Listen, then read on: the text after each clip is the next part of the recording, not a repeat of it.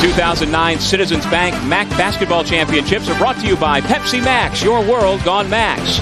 FYE, strictly for your entertainment. Verizon Wireless, the official wireless provider of the MAAC. By Anaconda Sports, home of the Rock, proud to sponsor the MAAC. Sirius XM, everything worth listening to is now on Sirius XM. And by the 2009 Citizens Bank MAAC Basketball Championships. Get your tickets now by calling 1-800-30-EVENT or by logging on to timesunion.com. MAAC Madness, the tradition continues. And here's a look at the starting lineups brought to you by Verizon Wireless. Herbie Allen, the lone starter from the beginning of the year, closing things out here at the MAAC tournament, as Rob mentioned a moment ago. And for Manhattan, watch Chris Smith, one of the high flyers in the Metro Atlantic Athletic Conference. The Stags in red, the Jaspers in white. They both went 9-9 in MAAC play during the regular season. Split their two regular season matchups head-to-head, but the Jaspers win the tiebreaker, and so they are the home team here in Albany this afternoon. And for the Stags, we should dive right into it. For those who have been paying attention to Fairfield basketball or the MAAC, you realize that the lineup has been decimated as they turn it over here to start. The good news is Greg Nero is available, and so one of the walking wounded is available and in uniform here this afternoon. Our coaching matchup brought to you by Anaconda Sports, home of the Rock. Barry Rorson in his third season as head coach of the Jaspers. His club went 16-13 this year as he continues to have that program moving in the right direction. And Fairfield starts out in the 3-2 zone. As we said, they'll mix and match. Out of the zone, go man. They'll throw a little bit of everything at them to try and slow this ball game down. Air ball by Andrew Gabriel, picked up by Lyndon Jordan. And the Stags back with the ball, still looking for the first points here this afternoon. And Doug, when you think about it, they've lost 3 out of their 4 best players on the season with the injuries to both Anthony Johnson as well as Warren Edney and the suspension of Jonathan Hahn as he then left the program, but they've been able to hang in there. Mike Ivanovich, one of the reasons why they've been able to hang in, has really stepped up his game, but he misfires from 3, and here comes Darryl Crawford. Fouled on his drive to the basket. Now, we've talked about Ed Cooley and the job that he has done. He did not win Coach of the Year this year, as announced on Thursday. Sienna's Fran McCaffrey got it, but Cooley certainly got a lot of consideration for that award. Oh, he certainly got people's attention for the fact that he was able to keep this ball team together despite the fact losing 3 out of their 4 best players. You do that to any team in the country and they're going to struggle. Ivanovic clears the rebound off of the miss by Gabriel. Well, you look at the numbers for this Fairfield team without the big 3 and really the 4 that they lost for that extended stretch. It's amazing how dramatically some of the other players have stepped up their game statistically. While this starting lineup does not have anyone averaging in double figures for the year, Lyndon Jordan, one of those guys, last 8 games averaging 12 per. He gets the first 2 here today. I mean, you look at what he did coming into that stretch with all the injuries. Last year he scored just 7 points on the entire season, and in their first 21 games, he scored just 24 points. I mean, this is a guy that's been averaging, as you said, 12 points per game over the last 8. And that includes 18 in the regular season finale against Riders, so he is really launching into his junior year next year with a terrific close to his sophomore season. And that is a touch foul that certainly Fairfield can't afford. They do not have depth, especially up front. Even though Nero is going to be able to play here today, they just do not have the numbers on the bench. Just over 2 minutes gone here at the Times Union Center in Albany. This is Darryl Crawford coming off a 33-point performance. Hervé Benogli loses it, gets it back, but he turns it over to Fairfield.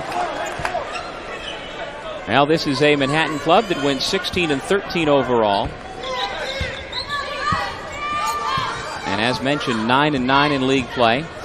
They had a chance in each of their last 2 games if they were able to finish those 2 ball games off to win 18 in the regular season. They're a team that gets it done on the glass. Lead the league in rebound margin. Terrell Hawkins off the mark. And the rebound comes to Chris Smith. Crawford lobs back to Smith. He's the younger brother of J.R. Smith of the Denver Nuggets. And he draws the foul and will head to the line. Now, he is a big-time athlete. 6'3" sophomore from Millstone, New Jersey. Was a high school football star at Lakewood High. Played wide receiver. And it goes without saying that he was a basketball star as well. And had Big East schools that offered, but he wound up here at Manhattan College. Initially committed to Seton Hall University, and Bobby Gonzalez, former Manhattan coach, and ended up coming to Manhattan mid-semester last year. Took him a while to get himself into the flow last year, but has had a solid year this year, especially rebounding the basketball. His rebounding numbers have been way up over the last 10 ball games. Oh, and you spend a good chunk of your summer with your big brother, who's a standout player in the NBA, playing with his contemporaries. It stands to reason that you might elevate your game as well. And that is what he has done last summer in Las Vegas with big brother JR, and perhaps that's part of the maturation process for him. Here's Crawford. Fouled on his drive to the bucket, and a chance for a three-point play. And that's where he's at his best, slashing, putting the ball to the floor and getting to the rim, whether it's in half court or whether it's in transition. Putting the ball to the floor and just going to attack the rim. And what a job Crawford has done boosting his game. You see the numbers. He's 10th in the conference in points per game, and this from a guy coming off the bench for the first two-thirds of the season, having his minutes come and go, but he has really stepped in when Devin Austin went down with injury, and he has been outstanding. And Rob, you and I have said for the last couple of years we felt like he had that in him to become a primetime player in this league. Especially because he's so hard to guard off the bounce, whether it's out on the break or whether it's in their half-court sets. Ivanovic feeds the high post to Hawkins. Gabriel guards. Spin off the window, no. Smith has it knocked away. Good scrap both ways. And a foul on the floor.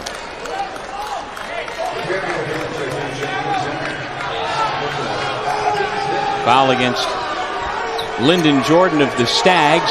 Ed Cooley cannot believe it. The head coach for Fairfield questioning any official he can find. He's not the only one. I'm trying to figure out where that came from. Looked like it was a foul that was going to take away a basket for Fairfield. Instead, they send it the other way. And so now, as you see, 5 fouls already against the Stags, none against the Jaspers. That in and of itself will get the attention of the coaching staff.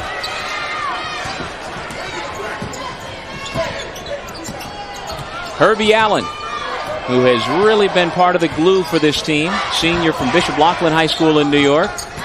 He, too, has had his numbers surge, averaging nearly 18 per game over the last 5 games. Jordan picks up the dribble. Ivanovic hits the three. And, Doug, even though it has not been pretty at all for Fairfield, what they've been able to do is get the pace they want to this ball game. They have grinded it down to a halt. In that game 8 days ago, Ivanovic really hurt Manhattan. 17 points, a career-high 14 rebounds, as, again, his role has evolved. He's reinvented himself from being just a perimeter player at 6'9" to being a force inside as well.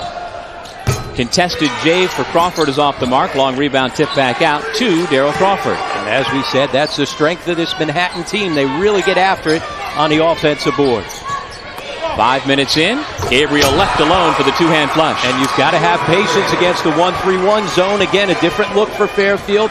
As they go 1-3-1, if you're patient enough and reverse the basketball, you'll get good open looks.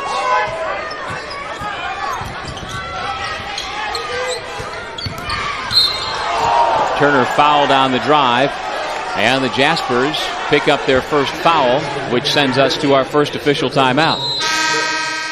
At Cooley's Fairfield Stags down too early here in the MAAC quarterfinals.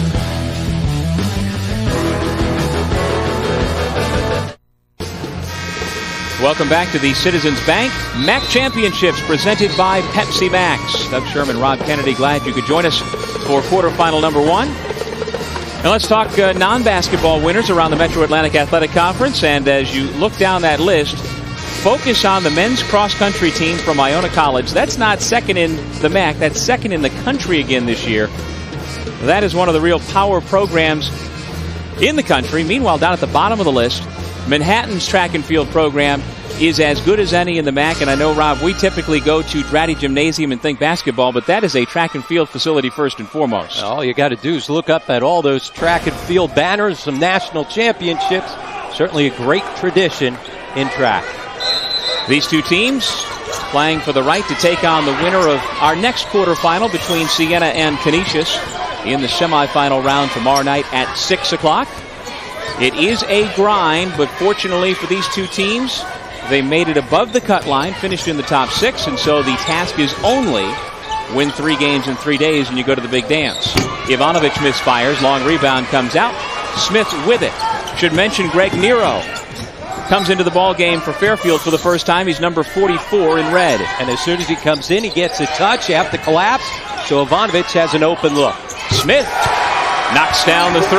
And against the zone, sometimes you just got to step up and knock down some deep shots. One thing about Chris Smith, he's got unlimited range. Percentage not jumping off the stat sheet at you at 30%, but you do have to honor him defensively. And at times, he is a better shooter when he's guarded and deep. 13:50 remaining first half. 9-4 Manhattan. Make it 9-7 Manhattan as Herbie Allen answers at the other end. And certainly he can stretch you out. He's got terrific range. At 5'10", you've got to have that range. Give yourself some separation from the defense. Good to see Herbie has the wrap taken off of his right wrist, which has been bothering him throughout the latter portion of the regular season. Now Fairfield back into the man-to-man. We'll continue to mix it up just about each and every possession. Here comes Nero. He played through some back pain earlier in the year. He's been ill lately, costing him the last 5 games of the regular season. Shot clock at 2, and this time the deep contested 3 for Smith off the mark. And that was a terrific defensive possession by Fairfield. Takes a while to get anything going, and then you force a deep guarded shot late in the shot clock. Well, as you've talked already here today, as Ivanovic passes it out of bounds, trying to find Nero. Tempo is a big thing here today, especially for Fairfield.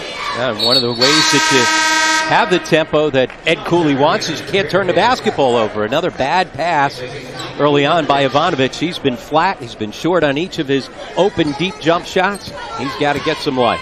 So Ivanovic takes a seat. Urel Hawkins comes back in. Hawkins, another one of the players who, despite a hamstring problem, has really stepped up his game, averaging nearly 15 per game over the last 9 in the regular season. And again, pretty much everybody on this Fairfield roster has been forced into a situation where if they don't improve, the team would have floundered. They have all stepped up their games. 10 to shoot. Booley left alone, and he has it rattle out. Foul on the rebound as Lawrence Joe LaCour has come into the ball game and picks up the personal for the Jaspers. Don't miss out on the excitement. It's still not too late to get your tickets for the Citizens Bank MAAC Basketball Championships now through Monday here at the Times Union Center in Albany. Get your tickets now by calling 1-800-30-EVENT or by logging on to timesunion.com. MAAC Madness, the tradition continues. Certainly we are expecting a big crowd later on this afternoon, up in the vicinity of 9,000 folks. Crawford count it and 1. Second time we've seen Darrell Crawford make it to the basket, score the bucket, and go to the line.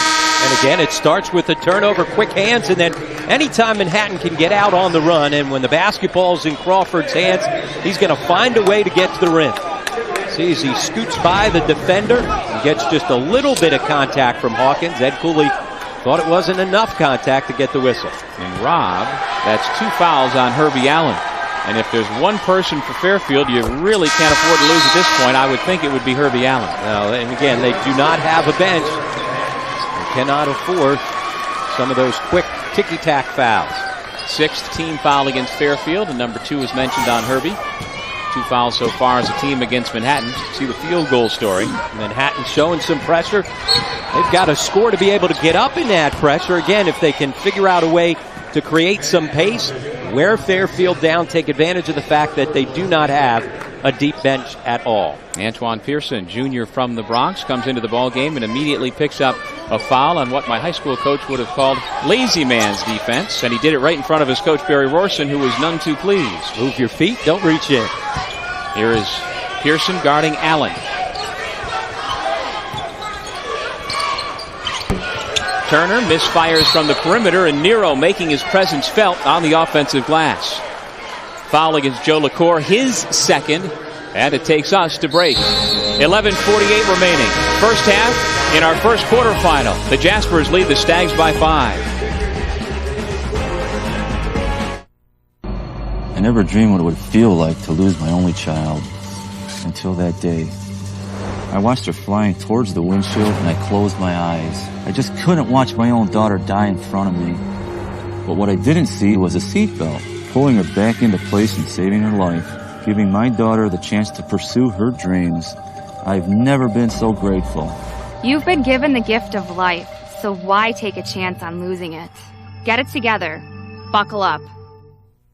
Anaconda Sports, your sports authority, proudly supporting local high school athletes throughout the region. We want to thank all the teams and coaches that have made Anaconda the #1 dealer in the Northeast. Football, baseball, basketball, soccer, whatever your sport, Anaconda has what you're looking for. From the latest gear and team uniforms to logo shirts and hats for your company. Make Anaconda your connection. Hey, if you want to go for sports equipment, go to Anaconda Sports. It's awesome, baby. Welcome back to the Citizens Bank MAAC Championships presented by Pepsi Max here at the Times Union Center in Albany. Manhattan with the early lead in quarterfinal number 1. And we take a look at our upcoming MAAC Championships in other sports. Men's and women's tennis. I like the idea of playing at the Billie Jean King National Tennis Center in Flushing Meadows, assuming the weather's good. I tell you, the men's and women's golfers have the right idea. Late April heading down to Florida. It's amazing how all the administrators seem to make it to that event as well, you know? Not so much going to the rowing, probably. Nothing against Mercer Lake, New Jersey. But you're right, if you have to pick one or the other, you head to Florida in April. Herbie Allen off the inbound. That's 2 in a row from the left corner for the senior point guard. And it's back to a 2-point ball game. This time, though, with his foot on the line. But good execution coming out of the timeout on the baseline out of bounds. So it is 12-9. Herbie Allen with 5 quick points. Again, he's playing with 2 personal fouls. Devin Austin into the ball game for the first time in weeks. And Turner doing a very good job trying to keep the basketball out of Crawford's hands. Terrible entry pass from Crawford intended for Benogli, stolen away by Nero. And again, that's a defensive pressure of Jamal Turner. He's a guy that's not going to necessarily score the basketball, but he's one of their best on-the-ball defenders. Here's Nero on the post with Benogli banging him and picking up the foul. And that's why it's so important to have him in the basketball game. With him on the floor, they've got a guy that you can throw it into in the post and that can score the basketball. Well, he wasn't playing over the last 4 games. They were a donut team. Ivanovic was scoring, but most of it was on the perimeter. They just weren't able to get any type of scoring balance in the post. Jamal Turner checks out. We get our first look at freshman guard Sean Crawford. Double team on Nero, not surprisingly. Muscles it up. It's an air ball taken away by Smith. Here's Antoine Pearson, starter at the point the last couple of years, now coming off the bench. He sets up Crawford, who misses, but Benogli cleans it up. I've mentioned a couple times, you've got to put a body on the Jaspers, especially Benogli. He's a guy that finds his points off the offensive glass. Yeah, he only averages 5 points per game, but like you say, they come on putbacks for the most part, averaging 5.5 rebounds per. Second chance for the Stags. And they'll set it up with their 5'10 freshman from Laurelton, New York.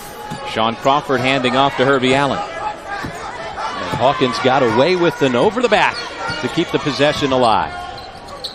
Crawford, nice post feed to Nero, but he came up short on the fadeaway. Remember, he's been out the last 4 games. He really hasn't practiced in 6 weeks, and you can see he's winded coming up the floor late.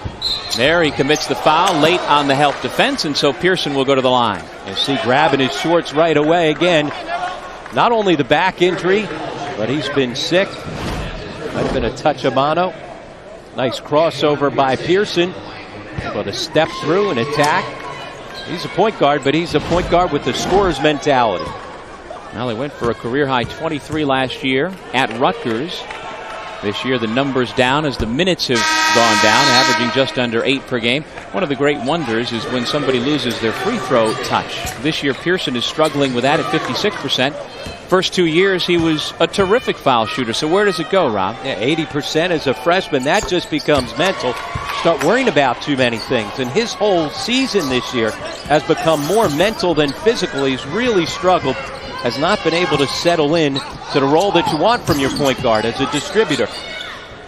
That said, he has hit a couple of game-winning shots late for this Manhattan club. November 19th against Morgan State. Layup with 9 seconds to go. And then he was clutch beating the buzzer on January 19th to beat the Peacocks of St. Peter's. Now he's guarding Crawford with 8 to shoot. Crawford penetrates and kicks to the corner. Off the mark is Jordan. There's Pearson picking up the rebound. Pearson into the paint and again draws a foul on the Stags. This time it goes against Crawford. Even though the foul was earlier, the fact that he's getting into the lane, drawing two defenders and not thinking about finding his own shot, but dropping a ball off to an open teammate, that's a good sign for Manhattan. When he shares the basketball and gets other guys involved, they're a much better team. Well, Pearson played his high school ball on Long Island at St. Dominic's. He is from the Bronx. Misfires on the front end, doesn't get the bonus, but he was preseason second team All-MAAC and certainly was not considered for the postseason awards because of that numbers decline. Especially over the last 7 games, averaging under 3 points per game. Nice strong move by Herbie Allen. He's got 7. Tough finish by the little guy going high off the glass. Crawford bangs into Ryan Olander. That contact helps to force the loose ball, and then the reach-in foul number 3 on Herbie Allen. And that is a killer because Allen now with those 3 fouls, he tried to stop himself from going after that loose basketball. And when you do that, sometimes you just get there a half step too late. So now you lose your senior point guard who has scored 7 of your 11 points. And with nearly 9 minutes left in the first half, Rob, what on earth do you do if you're Fairfield? Well, you've got to have other guys step up like they've had. Jamal Turner can handle the basketball. He's not going to be able to score it. Crawford, who we saw have a good game last time out in the regular season finale down at Ryder, he's going to have to step up. Now, I wrongly assumed that he was going to be coming out of the ball game. Allen stays in and plays with those 3. It was a good assumption, though. And now perhaps he will come out at the next break, but this is a huge risk if you're Ed Cooley, but he's been rolling the dice for the last month and a half anyhow. Hawkins, strong move to get the pull-up away. Manhattan with the ball on top by 4 in this first of 4 quarterfinals here this afternoon and this evening in Albany. Benogli blocked from behind. Olander got a piece, and here comes Allen, but the numbers aren't there. 1 on 3, and so the senior point guard slows things down. Now he speeds things up, gets by Crawford, and again draws the foul as he knifes through the defense. Well, sometimes you can lull the defense to sleep. Certainly Manhattan expecting Fairfield to back it back out, run some clock. We're here at the Times Union Center in Albany, New York, the 2009 Citizens Bank MAAC Basketball Championships. Pleased to be with Rob Kennedy. This is Doug Sherman. And we've got 3 more quarterfinals to follow, including top-seeded Siena against Canisius coming up at about 5 o'clock Eastern Time. We should mention that Canisius survived its opening round game last night, 74-68, knocking off Loyola. And so the very dangerous Golden Griffins move on to the quarters. And they are dangerous because of their athleticism, size up front, and they've been playing much better basketball coming down the stretch. And less than a week ago, they gave Siena all it could handle in the regular season finale out in Buffalo, losing only by 4. Herbie Allen knocks down a pair. He's now got 9 of the 13 Fairfield points, and he will now head to the bench with those 3 fouls. Ed Cooley's been able to somehow work his magic and at times just wring that stone, get some water. He got an extra 2 points out of Herbie Allen before he got him out with those 3 fouls. With Allen out, they go back to the zone. Mel Ferguson has come into the ball game for Manhattan for the first time. We also see Brandon Adams with the basketball now. This is Ferguson.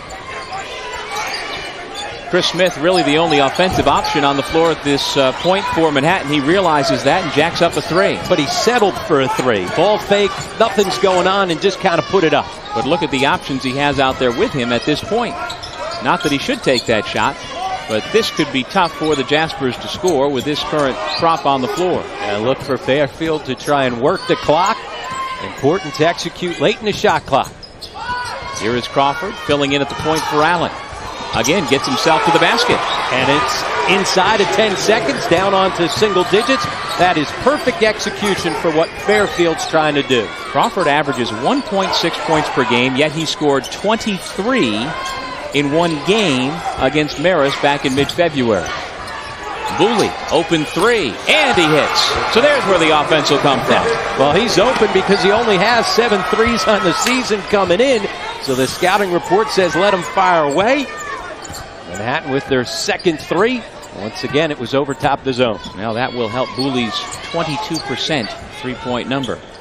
That also snaps a 6-0 run. Answering back, Ivanovic with a three of his own. But he's a guy you better get out to. Scouting report says force him to put the ball to the floor. He shoots it at 34% and very comfortable, as we said, out on the perimeter. And again, we have been so impressed to see how Ivanovic has changed his game in the last month through necessity, that it was easy enough for him just to float on the perimeter when there were other interior players like Anthony Johnson healthy. But now at 6'9", he has not given up the three-point shot, but playing more inside as well and more effectively. Officials timeout, and we'll step away from the Times Union Center in Albany. Tied at 18 in the 4-5 game. Or in a college. Cutting-edge academic programs, a faculty that's second to none, great recreational opportunities and residence halls. How about a college that will provide you with the education you need to become a leader in your profession and in your community? If that's what you're looking for in a college, you'll find it at Canisius. To learn more about Canisius College, call 1-800-843-1517 or visit us on the web at canisius.edu. Canisius College, where leaders are made. Back in Albany here, it certainly is not an offensive firepower game, but Fairfield, as we said, they want to grind it out, find easy ways to score. In his baseline out of bounds, freeze it right here. See Herbie Allen, he came up and set the screen, and now screen to screener. He now is going to get himself screened, come wide open for a good look right here. Terrific execution. That was coming right out of the timeout. Set himself right up for a good, easy look. And as we said, they've got to find open shots, and at times it's not just the driver. Freeze it right here. Good job by Olander. The big stuck right there to use his body to clear a lane. And now all of a sudden it's a nice, wide open, easy layup for Sean Crawford, getting more minutes with Herbie Allen on the bench and Olander right there, the freshman. Even though you're a freshman sometimes, you've got a good basketball IQ, smart play to run a little interference for Crawford. Take a look at our stat track. And Rob, we talk and we hear all the time about adjustments that coaches have to make and teams have to make. How important are adjustments as we talk about the two things you just highlighted there? If you're Manhattan, how do you adjust to that sort of thing? Well, you've got to be smart enough to fight through that first screen. Screen the screener is America's out-of-bounds play. Everybody runs that little up the box, set the screen, and then come off yourself. So you've got to be mentally prepared coming out of the timeout, especially to fight through on a baseline out of bounds. With the shot clock down to 2, we hear from Urel Hawkins, his first 2, the sophomore from Apex, North Carolina. And that's a big key. How many times will they execute inside of single digits on the shot clock? It's kind of like a football game when you want to get your ground game going. You want to win the time of possession battle. That is very important for Fairfield here today. And with that, they take a 2-point lead, and now the defense forces Ferguson into a turnover. And now 4 turnovers. Remember, throughout most of this first half, Barry Rorson's team took care of the basketball. In the first 10 minutes, they had no turnovers. Here in the last 5, they've kicked it around. Fairfield has been getting it done through the combination of Mike Ivanovic and Herbie Allen. They've combined for 15 of the 20 points. But again, Herbie Allen, the senior point guard on the bench with 3 personal fouls. In spite of that, the Stags have taken the lead by 2. And good passing to attack the pressure defense. A little three-quarter court trap that never got there because of the good ball movement, advancing the ball up the floor, not by the bounce, but passing the basketball. Crawford crosses over Booley. Shot clock at 11. Ivanovic swings to the right wing. Jordan. Nice pass. Hawkins had it taken away by Ferguson. Quickly up ahead, Crawford 2-on-2. Keeps it himself. Again, strong to the tin. Adams knocks it away. Gabriel's got it for the Jaspers, and he kicks it out to Booley. Trying to make it 2 in a row. This one's way off the mark. And the long rebound goes to Crawford. And especially with Allen on the bench, they will walk it up each and every possession.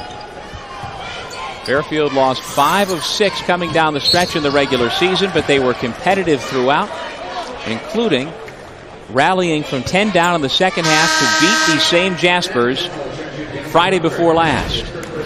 Fans, get your tickets now for the MAAC Baseball Championships at Waterfront Park in Trenton, New Jersey, May 21st through the 23rd. To buy tickets, call 609-394-3300 or go to MAACsports.com for more information. Beautiful ballpark, the home of the Trenton Thunder. Certainly feels like baseball weather out there today. We're up in the low 50s here in upstate New York, and so I would imagine down in Jersey it is that much warmer today. Manhattan down 2 with the basketball. Just over 4 minutes remaining in the first half of our first MAAC quarterfinal. Delayed whistle as Crawford wound up sending Jordan to the deck. And I'd be interested to take another look. Clearly, there was contact made as Jordan is on the floor. Well, ask and you shall receive. You see the all-farm. And I tell you what, that is a frustration foul from Darryl Crawford. Yep. He's had Turner all over him when they've been into man-to-man, crowding up. That's what happens. Hey, you score 33 your last time out. You've got to expect that you're going to have a defender all over you all game. And so for Crawford, that is a bad way to pick up your second foul. And Jordan, the Georgia Peach, sits on the floor trying to get himself together. And again, we can't say it enough. Fairfield can't afford to lose anybody. Trainer Mark Ayotte, he's been as busy as anybody with all the injuries they've had all season long. And there's a good look. Down goes Jordan. And so now the officials are taking another look. They wanted to make sure that it was not a punch thrown, and clearly I don't think that it was, but it was a frustration foul. No question about that. All farm trying to clear space. Jack Sweeney, the official who you saw there, and again, the NCAA rules are very clear about when the officials can use instant replay, as they just have, and one of those is over fighting, whether one occurred and who participated, but that clearly was not a punch in the spirit of that rule. Absolutely. Like you said, Rob, more of a frustration shedding of the defender and popped him in the nose, perhaps inadvertently, but he picks up his second personal foul. Crawford, little space, has it rattle out, down to Gabriel, and here come the Jaspers. That was good action on the offense that got them the nice open look.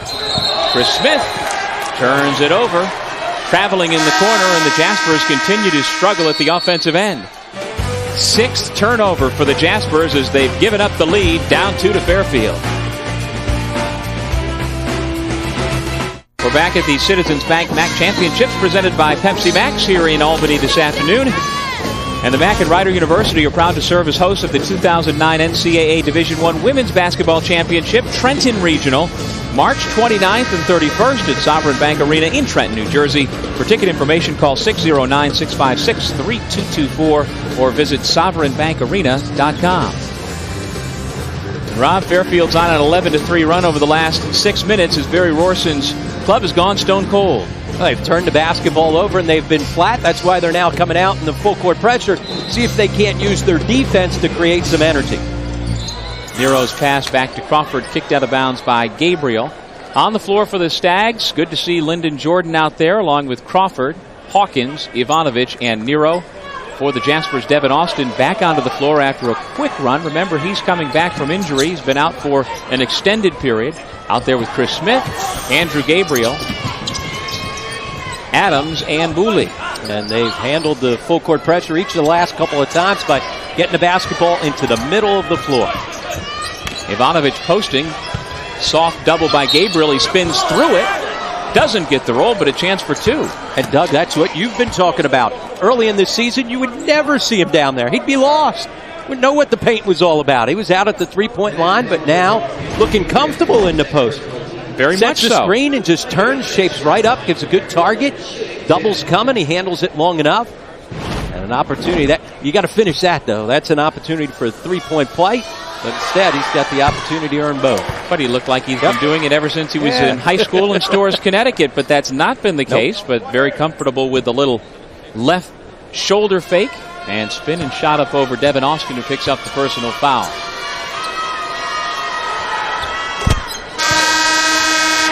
It's now a 13-3 Fairfield run. The lead up to 4.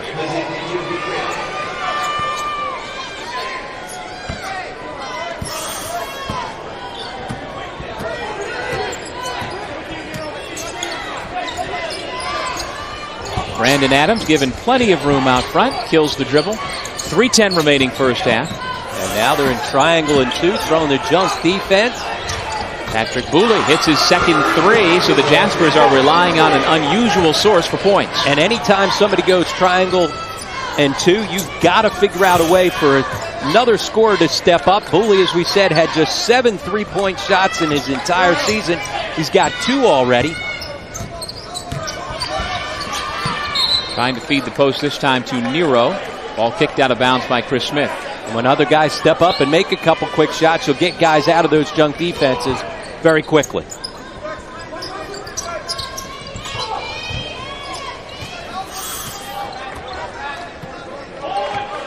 Sean Crawford at the point, directing traffic for the Fairfield Stags, the number 5 seed at this weekend's MAAC tournament. Bad pass mishandled out of bounds, and the Jaspers get it back after turnover 6 against Fairfield. Again, Herbie Allen, the senior point guard for Fairfield, on the bench with 3 personal fouls. And as I say that, Ed Cooley goes to his bench, but not to Herbie Allen. Benogli sets the screen. Here's Devin Austin being denied by Crawford. Then Crawford.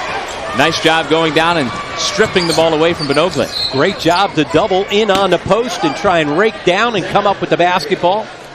One thing about Crawford, he's got good quickness. Well, we've talked about it. Crawford certainly has been worth his weight in gold over the last month.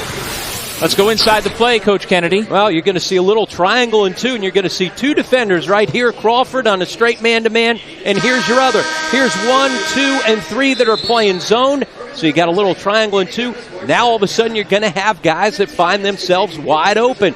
And now Booley just steps and says, well, if no one's going to guard me, I'm going to go ahead and take that shot. Booley's a 6'2 junior from Cameroon, and again, he averages only 2 per game. He's got 6 so far. And the key attack in the triangle and 2, you've got to make sure that those 3 guys that are not guarded move without the basketball and get into open spaces against that 3-man zone. Rob, coming up on the MAAC halftime report, our men's player of the year for 2009, also our first half highlights and statistics from our Fairfield Manhattan game that is kicked off quarterfinal Saturday at the Metro Atlantic Athletic Conference Championships. Ball goes out of bounds. Fairfield will keep possession on the baseline.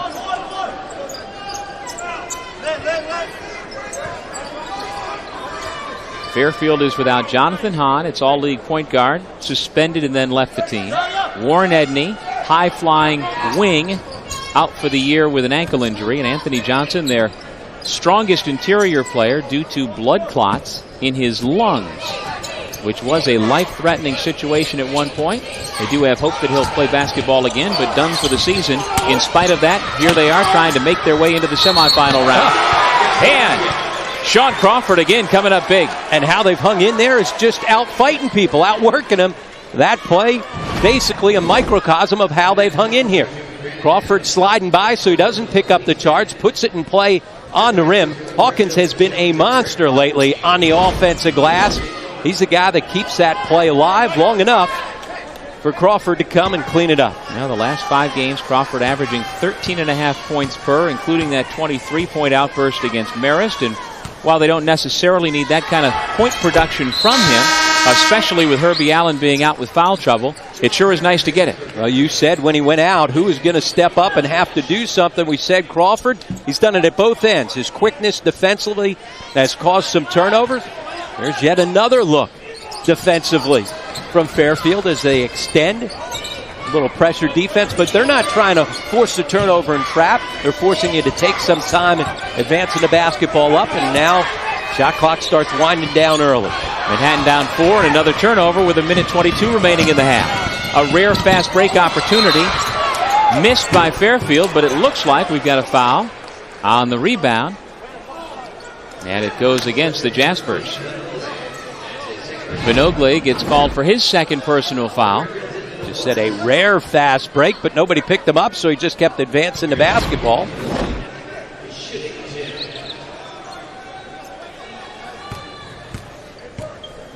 Urel Hawkins, the 6'6 sophomore, averaging 8.5 points per game. 71% on the year from the line. Now the winner of this ball game will advance to tomorrow night's semifinal round against the winner of our next quarterfinal between Canisius and the top-seeded Siena Saints, who went 16-2 during the regular season. and will be playing here on their home floor, but the Griffs have been peaking just lately and come into the tournament with a head of steam.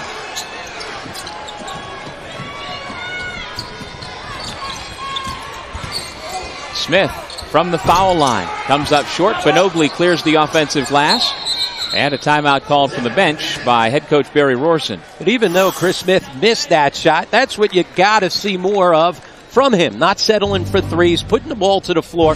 He's got terrific size and strength at 6'3" to be able to get himself one dribble, get himself into the lane and finish play.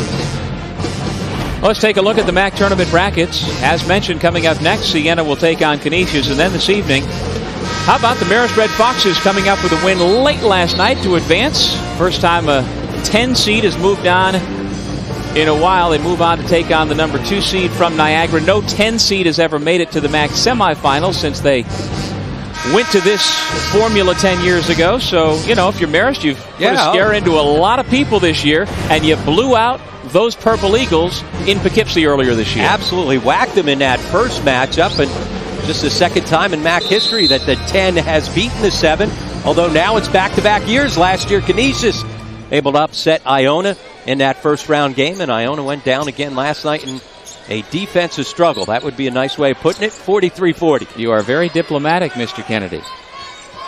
25-21, Fairfield with a 4-point lead. They trailed by as many as 6 earlier here in the half. First shot by Devin Austin. Looks like the time off has not hurt the stroke. He was out with the back surgery, and basically yesterday was his first day back at practice and able to step in. And when your team is really struggling offensively, though, he is a guy that can score the basketball. Well, his last game was against these same Fairfield Stags when they beat them back in late January, so more than a month off. And Devin Austin comes back with a 3. Offensive foul against Fairfield. Number 2 on Jordan. And the 10th team foul against Fairfield, but a player control foul, so no free throws. And the Jaspers, with the shot clock turned off, can hold for 1 and a chance to retake the lead before the intermission. Booley at the point, flanked by Smith to the left, Ferguson to the right. Now 10 seconds remaining in the half, and this is where the Jaspers will trigger. Look for Austin, pick and pop. There it is. Austin, though, misfires. And that'll do it. Shot goes in by Crawford, but well after the horn. Pretty impressive, though. Should win something for that. Ed Cooley's club continuing to make magic. Up by 1 as they head to break despite the depleted roster. Fairfield 25, Manhattan 24. We'll be back with a MAAC halftime report right after this. At Fairfield University, we explore big questions, complicated ideas, and unlimited possibilities. In a community of learners representing diverse beliefs, opinions, and experiences. Actively engaged in a caring, supportive, and fun community. Our education prepares us to be thoughtful, global citizens, serving the common good. At Fairfield University, you will get an inspiring education. For an inspired life. Allen with 9, but playing with 3 personal fouls. He sat the last 8 minutes of the first half, and in that time, the Stags in his stead took the lead in the ball game, which they hold right now by 1. Lob pass over the top finds Crawford, and he puts the Jaspers back on top. Not quite the alley-oop that's going to make Sports Center, but effective nonetheless. They've got to figure out ways to be aggressive against the zone defense, drive it into gaps. Both Smith and Crawford are a handful when they put the ball to the floor and attack the basket.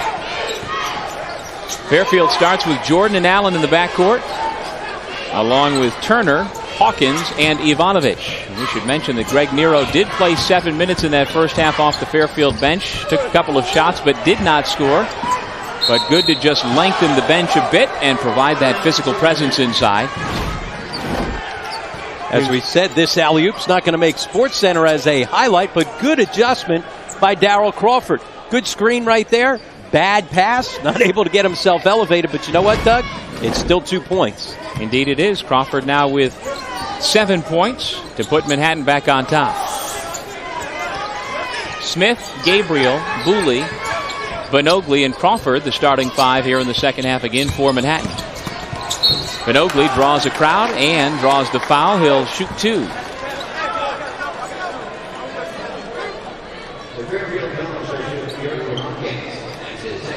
Hawkins picks up his second personal foul. And so Benogli, just a 57% foul shooter, is at the line. He, like Booley, from Cameroon. And Benogli is winding down his college career. Started off at Howard Junior College and ranked number 1 at the time, NJCAA Division I, before transferring to the Division I NCAA level at Manhattan College. Misses the second one badly. 2-point Manhattan lead. Fairfield with the basketball in our first quarterfinal of 4 here this afternoon and this evening in Albany. Herbie Allen guarded by Booley. And again, tempo-wise, pace-wise, this Fairfield team wants to work the shot clock down each and every time.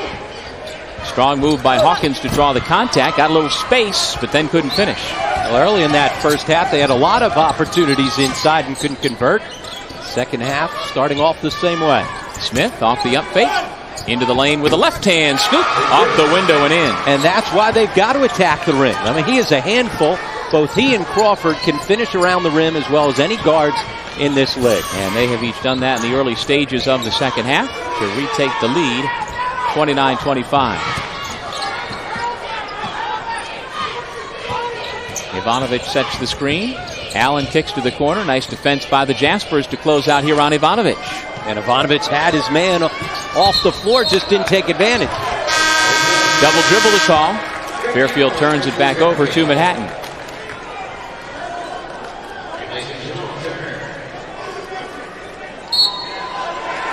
There's Greg Nero back in the ball game. And Ed Cooley just got teed up. He did not like the call on the turnover, the double dribble. And so Darrell Crawford will go to the line, not surprisingly. 88% over the last half of the season to raise the season numbers to 74. Now, if you're Coach Cooley, Rob, you see your team come out with a 1-point lead, but come out flat the first 2 minutes. It's been all Manhattan, and so you pick up the quick technical. Maybe you can spark some life into your team. Well, certainly they've been the team that's had a lot of life here coming down the stretch, despite being outmanned at times. And the way they've been able to hang around is to fight, and here's a fight coming from the coach. And I'll tell you what, that is a quick whistle for a tee. You've got to do a lot more than to earn the technical foul like that. You've got to earn it. Tell you what, that was not enough to draw a whistle. And his team now has given up 6 straight points to begin the second half and surrender the lead. Crawford left alone. Nobody picks him up, so he goes right to the basket. And the foul against the Stags will send Crawford back to the foul line. Well, Manhattan's made a good adjustment. We talked about the fact they were settling for threes in the first half, not happening here in the second. Putting the ball to the floor and get into gaps. As we said, both Crawford and Smith, a handful when they put the ball to the floor. They're able to get by people. They've got the upper body strength and size to finish. Ivanovic called for his second personal foul. And there you see Crawford now with 9 points. He averages 14 per game. He started as a freshman 2 years ago, and then for the most part came off the bench all of last year as a sophomore and the first half of this year as a junior. He was MAAC Player of the Week back in the third week of December with 29 points in a non-league game against Binghamton. And he has evolved into the best scoring option for the Jaspers here in the MAAC tournament. And Hawkins had an opportunity at isolation out ahead of the field, but he wasn't aggressive enough to go try and score. Herbie Allen at the point, guarded by Patrick Booley. Ivanovic steps back. Short, Booley the rebound. Tough shot, and he's short because he's fading away. He set the screen and then popped himself back out. Had the open look, but a bit of a force. Manhattan looking to extend the 8-0 run here to begin the second half. Benogli able to capture that pass, get it out to Booley. It rims out. Way up for the rebound is Gabriel. And that's 10 straight points to to prompt the timeout called by Fairfield. And they need the timeout right now because Manhattan's a team with a lot more life here the first couple minutes of this second half. Oh, what has been the biggest difference for the Jaspers? My goodness, different team here in the second half. As we head to break, Barry Rorson's club has all the momentum.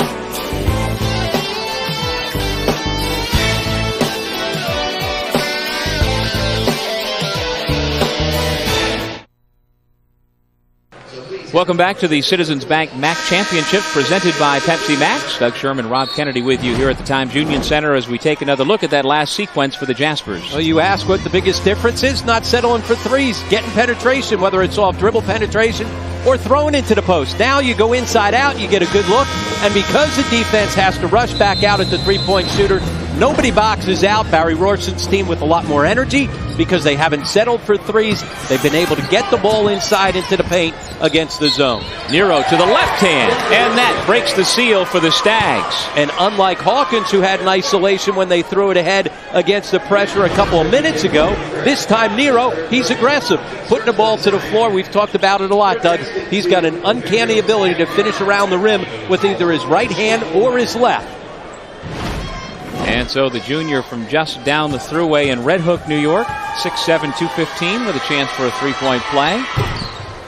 Very nearly put it up over the rafter here at the Times Union Center, but he gets the roll. And there are times, if you're watching him play and you haven't seen him warm up, you're not quite sure if he's a righty or a lefty. He's that comfortable finishing around the rim with either hand. Nero, when healthy, averaging 13 points per game this year, and he blocks the shot cleanly, forcing the jump ball, and on the alternate possession, the Stags get it. So very quickly coming off the bench in the second half, Nero puts his imprint on the ball game on both ends, Rob. And again, it was another different look from Fairfield coming out of the timeout. They extended their pressure defense off the made foul shot. Coach Cooley and Coach Rorson wondering about the delay as one of the officials has gone to the scorer's table.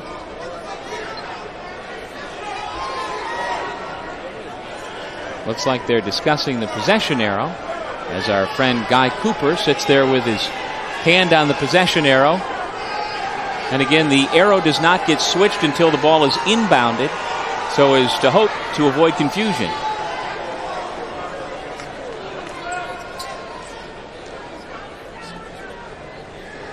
The Jaspers had it to start the second half, so the arrow should indeed, as it was showing, point to Fairfield. And so that's the conclusion they have come to, and indeed the Stags have it. Manhattan staying up in the full court pressure. I think this is a good idea. One of the ways you can wear them down is defensively try and pick up some pressure. Jamal Turner, freshman from Boston, with the ball, guarded by Smith. Shot clock at 20, 16-10 remaining here in the second half. Hawkins, 17-footer, good. Able to step out and draw another big away from the basket. Andrew Gabriel much more comfortable defending in on the block. Now it's been a quiet afternoon so far at the offensive end for Hawkins, now with just 4 points, but he draws the Stags back within 4. Timeout called by Manhattan.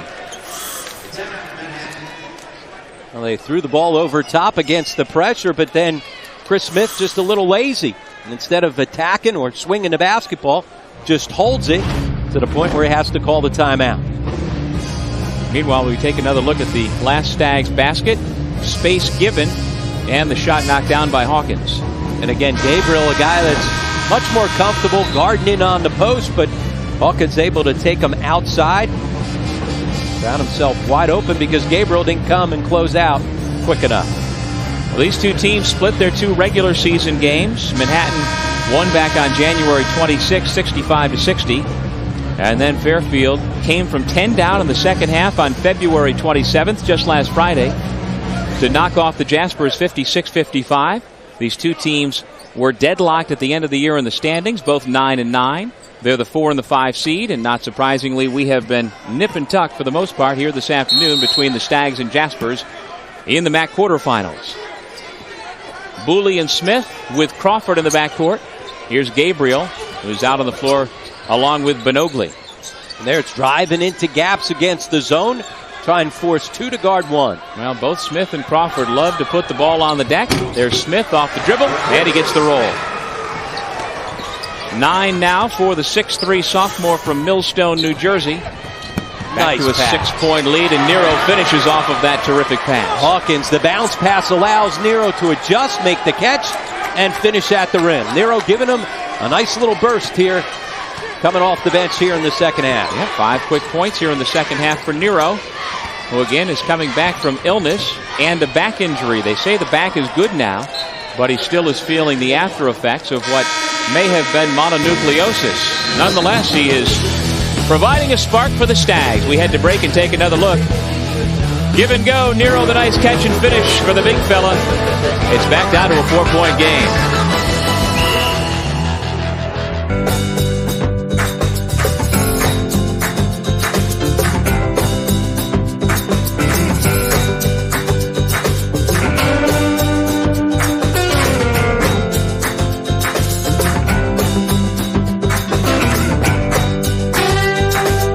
St. Peter's College, success is a team effort.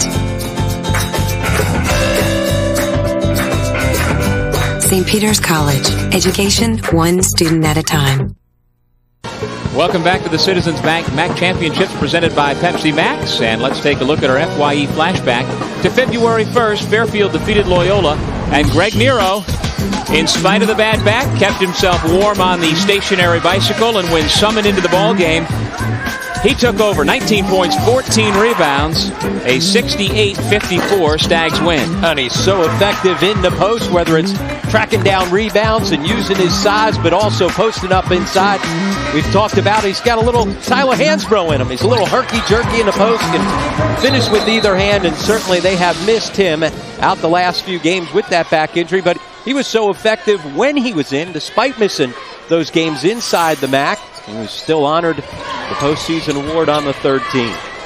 And Nero, as mentioned, from just down the road a bit in Red Hook, he played his AAU ball right here in Albany with the Albany City Rocks, and he's very comfortable at the Times Union Center.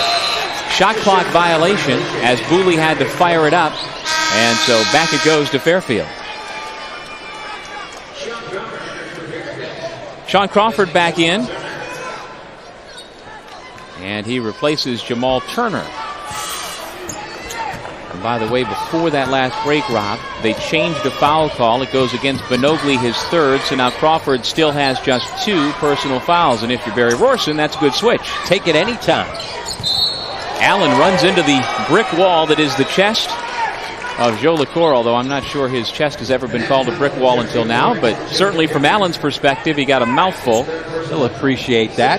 Barry Rorson doesn't appreciate the fact that Joe LaCour's been a non-factor because of 3 fouls in limited minutes. And Joe LaCour, one of the guys filling the void with the injury to Devin Austin the last month, stepping in to average nearly double figures over the last 8 games. Ivanovic on Joe LaCour, trying to post Hawkins inside. Allen probing. Finger roll off the glass, no. Tip back, Joe LaCour clears it. Tied up by Crawford, who's called for the reach-in foul. Crawford kind of snuck around the backside and got a little too much of the arm of Joe LaCour.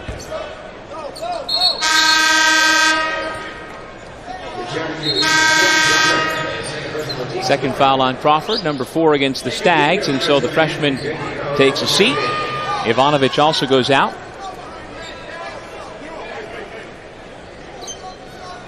On the floor for the Stags,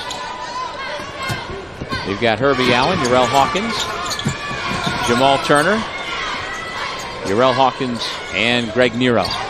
There's Herbie Allen stepping into the passing lane. He's got a 1-on-2, and so he turns tail and gives it back to Turner.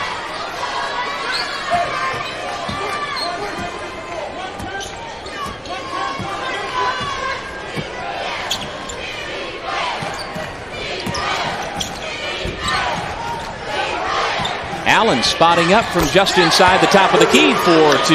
And he's completely wide open because Nero sets the screen, turns, and just brings the defense with him deep into the lane. 9-2 run now by Fairfield. It's got them right back into the ball game. Well, we've pretty much gone here in the second half by official timeouts. First 4 minutes of the second half, it was all Manhattan on a run. Second 4 minutes have been all Fairfield. And Herbie Allen now into double figures with 11 points. As we have a whistle to stop play. Indeed, it was a 10-0 Manhattan run, followed by a 9-2 Fairfield run. As we play our first men's quarterfinal of the 2009 Citizens Bank MAAC Basketball Championships here in Albany. I'm Doug Sherman with Rob Kennedy. We'll be here with you for the rest of the afternoon and evening. But we get things started with the Stags against the Jaspers.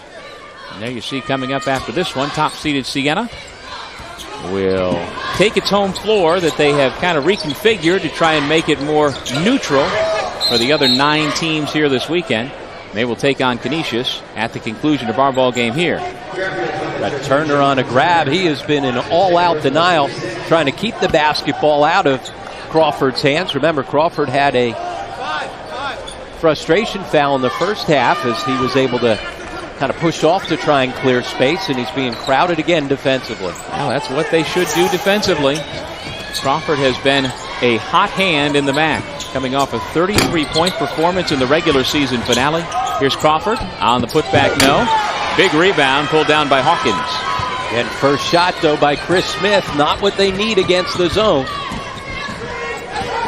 Allen looking for the shot. You hear the cries of shooter from the bench. They should have kept an eye on Nero. Chance for 3. Well, that's where they're going right now. It's interesting, Doug, that these 2 runs that we've seen both ways, the team with more energy has gotten things going. Reason why Fairfield's had energy here in the second run that's gone on in this half is because of Nero. He's come off the bench. He's been able to post up, just like we saw in the flashback. Exact same thing. Great job of establishing good inside position and then the ability to finish right through contact. 4th foul on Joe LaCour, who takes a seat. You know, after the first game between Fairfield and Manhattan, won by Manhattan, Greg Nero said, quote, "We're in a dark place right now." That was in reference to the Jonathan Hahn saga that was working itself out and all of the injuries. And Nero certainly on a not in a dark place here this afternoon, back to the bench after a terrific start to the second half. You see his numbers and the boost that he has provided. Now a 12-2 Fairfield run, 8 of the 12 coming from Mr. Nero. Herbie Allen, burst of speed, and the run continues. And it was the burst of speed to go corral the defense, a rebound on the long rebound, and then just out racing people up the floor. A baker's dozen now for the senior point guard out of Bishop Laughlin High School. And there you see 5 of 7 shooting. He has been a workhorse for the Stags all year. 3 of the last 4 games in the regular season. Allen played 40 minutes. He won't do that here today because of some foul trouble, but he is providing points. Herbie Allen is the man at this point. Little defense to offense, and Fairfield is on the move. 14-2 the run. Herbie Allen makes it a 3-point Fairfield lead.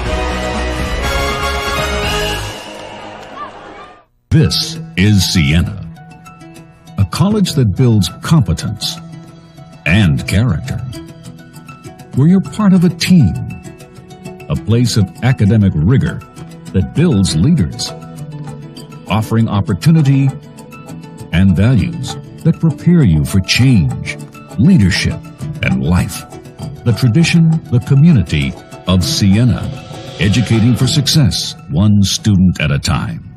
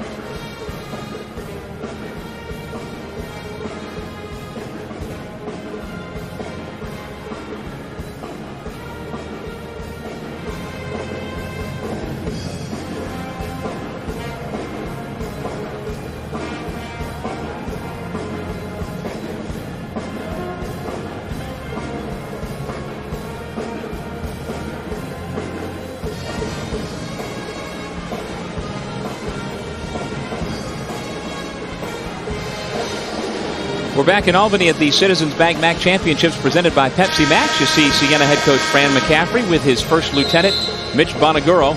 They will play the second quarterfinal here today, and tickets still available for the entire tournament.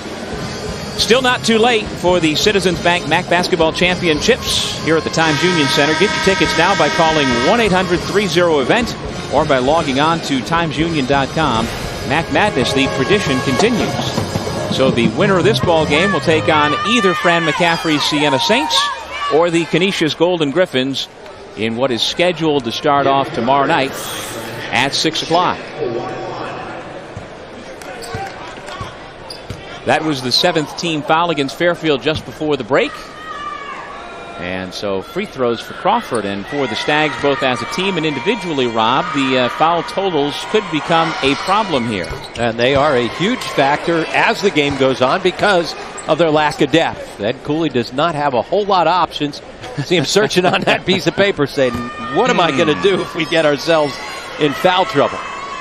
Well, Olander is the only Stag available who has not picked up a foul. Hawkins has 2, Ivanovic 2, Turner 3, Jordan 2, 3 for Herbie Allen, 2 for Sean Crawford, and 2 for Nero. Not surprisingly, Manhattan has made its way to the free throw line more than Fairfield. And certainly if you're going to wear them down, you got to be aggressive. Put the ball to the floor, attack the rim, force them to come up with some fouls and get yourself to the line. Ivanovic back to Allen. Little hesitation, kick to the corner for 3. It's short. Here comes Crawford, 2-on-1. He's got Smith along with him. Lob. Smith can't get the slam. Back the other way come the Stags. You got to convert. And that they do. Chance for 3. Easy layups, a lot more effective than the missed alley-oop. You know, it's amazing. Last time these two teams played, Manhattan had a 10-point lead and had 2 alley-oops and missed both of them with Chris Smith, and it really turned the ball game.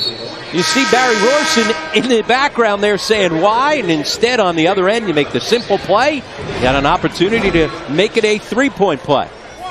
Smith is one of the best dunkers in the MAAC, but like you say, you need points more than you need a highlight. And so he starts pointing up, and as the guy running with the basketball, you get tempted. You can't get too tempted. You got to make the smart basketball play and just convert out on the break. Greg Nero commits his 3rd personal foul and the 8th against Fairfield, so they walk to the other end of the court once again. And if you're Barry Rorson, you wouldn't be quite as upset if you didn't have in the back of your mind the memory of 2 botched alley-oops out on the break with that 10-point lead.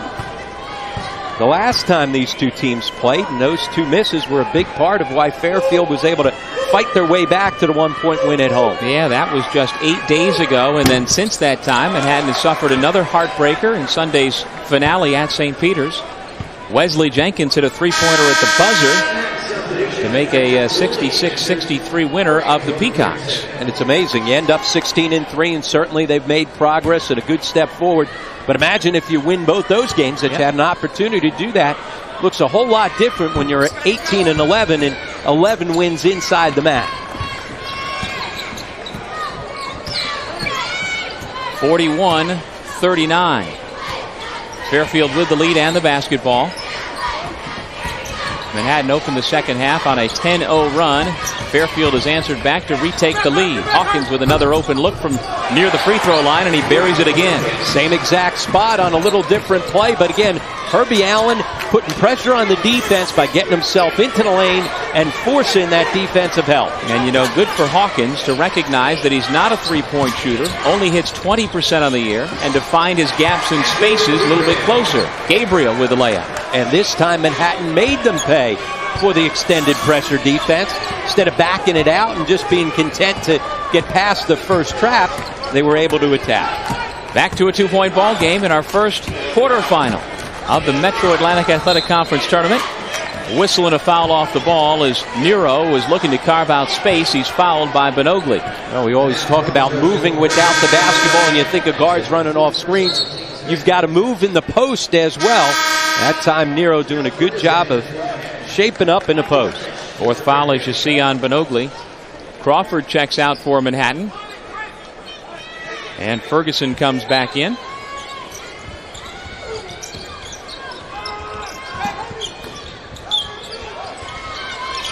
Allen guarded by Booley. And now Herbie goes and gets it once again.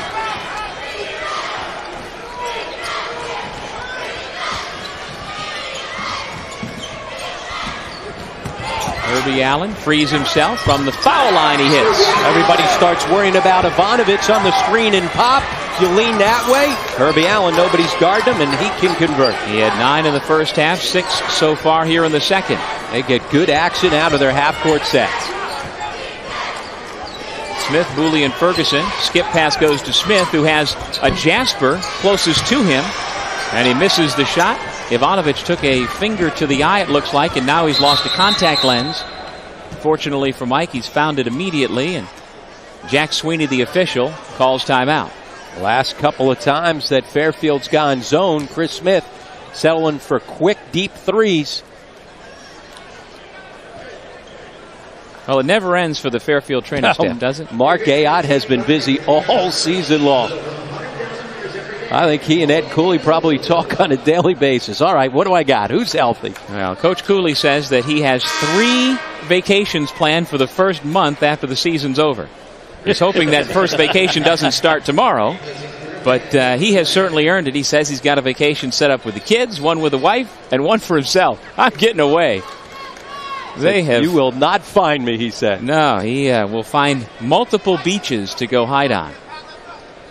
And their season began on a beach down in San Juan, Puerto Rico, where they actually played pretty well. And coming into the season, this Fairfield team was picked as the number 2 team behind Siena in the preseason coaches poll. And certainly they had every reason to use a team mantra coming into the season as our time, but clearly their time came and went with the injuries, but they are still competitive and dangerous. No question. You look at their start at 8-3, their non-conference schedule, playing Memphis and UConn and Missouri. Certainly Ed Cooley had a lot to look forward to, and then all of a sudden the injury, and especially right off the bat with Warren Edney, because he was playing great basketball. Then you lose Anthony Johnson, the Jonathan Hahn situation on top of it, losing Nero for the stretch that they did. It's amazing they've been able to hang in to get themselves to 500 inside the league. Yeah, we can't diminish the loss of Edney. He went for 24 points in their season opener at Memphis. Let me say that again. He went for 24, including a couple of hush dunks, at Memphis in a loss, and they have lost him for the season with the ankle injury. Now with their largest lead, timeout called. The jump shot by Ivanovic makes it 47-41. And we've seen this throughout the stretch when they've been undermanned. Ed Cooley using timeouts in the second half to give his team some rest. Not just to break runs, but to just take a timeout and say, okay, here we go.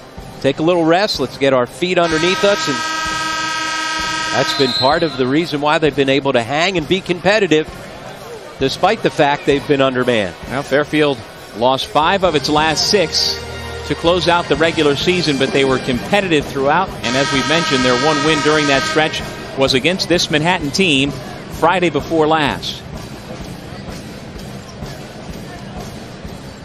Barry Rorson, class of 83 out of St. Francis in Brooklyn. In his 3rd year, they've gone 13-17, 12-19, and they are assured of their first winning season under Coach Rorson at 16-13 right now. And as we've said, they've made good progress to step up. But getting themselves to the semifinal would be that next step.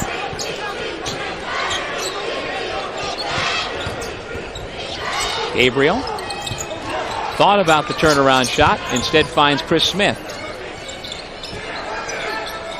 Adams not a threat to shoot from there.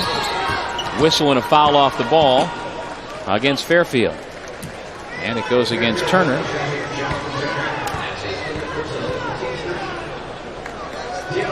Turner picks up his 4th foul and the 9th against Fairfield, so Crawford shoots 1-1. All-out defensive denial once again to try and keep the ball out of Crawford's hands. Just a little too aggressive.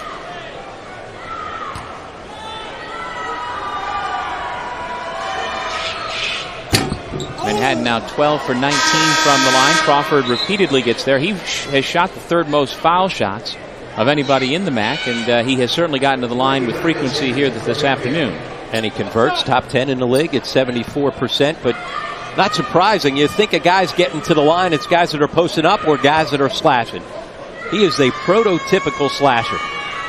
And he knocked down 25 straight foul shots at one point this season to really jump that average. Since he moved into the starting lineup and a little before that, basically the second half of the season, he's been at nearly 90% from the line. Crawford now with 14 points. He and Herbie Allen lead the way for their respective teams. Allen's got 15. At this end of the floor lately, the Stags have not been stagnant, although Allen turns it over there. They've scored 22 points over the last 7 minutes to take this lead. But the turnover is followed by a turnover back the other way. Barry Rorson tries to convince the official that they should keep possession, but it's not going to work. 11 turnovers now against the Jaspers, who are down 4. So again, Fairfield's offense, after that really bad lull the first 4 or 5 minutes here in the second half, has been very efficient since. Nero a big part of that. One-on-one, no double team, and that's no match. Absolutely, and they get good spacing, an isolation in on the post, and one of the reasons why they've been effective, they've now got scoring balance, somebody that could score it inside. All 10 of those Nero points coming since the intermission. Who will it be for the Jaspers? Gabriel spins away from the double team, has it rim out. Rebound Adams. He misses. Gabriel misses the tip dunk. Multiple chances. And they come up empty to the Jaspers. Jaspers working hard on the offensive glass, but come up empty. See Nero, he is really struggling right now. He is winded. He's begging for that media timeout. Well, whoever survives this quarterfinal will have a full 24 hours and then some to rest before tomorrow's semifinals. Allen trying to draw contact, kicks it back to Ivanovic with 6 to shoot. Nero, jump hook. It rims out, and down hard to the floor is Jarrell Hawkins. We're back to the Citizens Bank MAAC Championships presented by Pepsi Max here in Albany. And now let's take a look at our Pepsi Max Slam of the Game. And for that, we turn to the Jaspers, and we turn to Andrew Gabriel. The parting of the Red Sea and the easy two-handed flush, our Pepsi Max Slam of the Game. Well, we've given a lot of airtime to Mark Ayotte, the head trainer for Fairfield, and I would hazard a guess that in his 22 years at Fairfield University, he has not had a season like this one, as we see Gabriel resting comfortably on the one bench. The other bench has another injured player, and Jarrell Hawkins holding that lower back and hip region, but good to see he's back up on his feet. Yeah, and probably staying on his feet. Yeah. If he sits down, now all of a sudden it starts tightening up, so you see him walking behind the bench to try and stay loose. Where's that stationary bike we saw Greg Nero on the flashback riding? He could probably use that. Right now Hawkins is trying to run it out, jogging behind the Fairfield bench. You can see at the top of your screen. Ivanovic off the mark. Smith, the rebound for Manhattan. Good look on the inside out. Manhattan just 1 for its last 10 at this end of the floor. Smith trying to create. He does. And a chance for 3. And not to beat a dead horse, but put the ball to the floor and attack. Don't settle for those deep threes. When he is a basketball player, not just a shooter and chucker, he is a terrific player at this level. Good size, good upper body strength, be aggressive, and go attack. Foul on Herbie Allen, his 4th, and so Smith gets the most crucial Stag, perhaps, his 4th personal foul, and now a chance to go to the line and pull the Jaspers back within 3. He does that. 49-46. Smith now has 12 points. Allen stays in the game with those 4 fouls, under 7 minutes left in regulation. This is Allen, guarded by Bullitt. Ivanovic flashes. Hawkins back in the game, strong to the bucket. Now Fairfield has hit 12 of its last 15 from the floor. Because they just keep pounding it inside, not just to Nero. Hawkins does a great job himself of sitting down and shaping up, and he now has a double-double. He continues to play great basketball coming down the stretch of the season. 6:10 remaining here in the second half. Smith uses the screen from Adams. Nice pickup by Ivanovic. A whistle and a traveling violation. So there's another side of Ivanovic coming off the screen to play some good defense and force the 12th turnover. Speaking of stats, our Sirius Stats of the Game brought to you by Sirius XM Radio. And the recent hot streak from the floor for Fairfield has the Stags at 50%. And when you look at the shot chart, it's all inside the paint now, posting up and getting good shots out of their half-court offense. Well, Nero had no points in the first half. He's got 10 here in the second half, and you know he's going to be giving you points in the paint. Ivanovic steps out and hits the three. And if you start worrying about all your post defense, then Ivanovic can stretch you out from deep. Fairfield enjoying its largest lead on the triple by Ivanovic. The former Iowa State Cyclone receives high fives heading back into Ed Cooley's huddle. Fairfield on top 54-46. Well, except for the slow start to this first half, they have been really effective out of their half-court offense. That's the easiest three-point shot you're going to get. Straight on at the top of the key. He comes off a little screen. A late getting out. Again, Gabriel forced to go guard out on the perimeter. He's much better banging inside. And Ivanovic, that's what he does well. You get great spacing with him on the floor because you got to go guard him well beyond the three-point line. More room to maneuver inside for Nero and Hawkins. Those guys were doing the bulk of their damage inside. Now Ivanovic hits it from outside. Ivanovic used to room with Sean Taggart, now with Memphis. They both transferred out after the firing of Wayne Morgan at Iowa State. Ivanovic part of a big run here for the Stags, now 29-12 since allowing the Jaspers to score the first 10 points of the second half. And now you're seeing a box and one, the one defender on Crawford. That time Crawford against Crawford, and Darrell got the better of it against Sean. They certainly, that's been part of their game plan, to try and keep the ball out of Darrell Crawford's hands. Again, that's what happens when you go for a career high 33 the last time out. Yep. You're going to get that type of attention.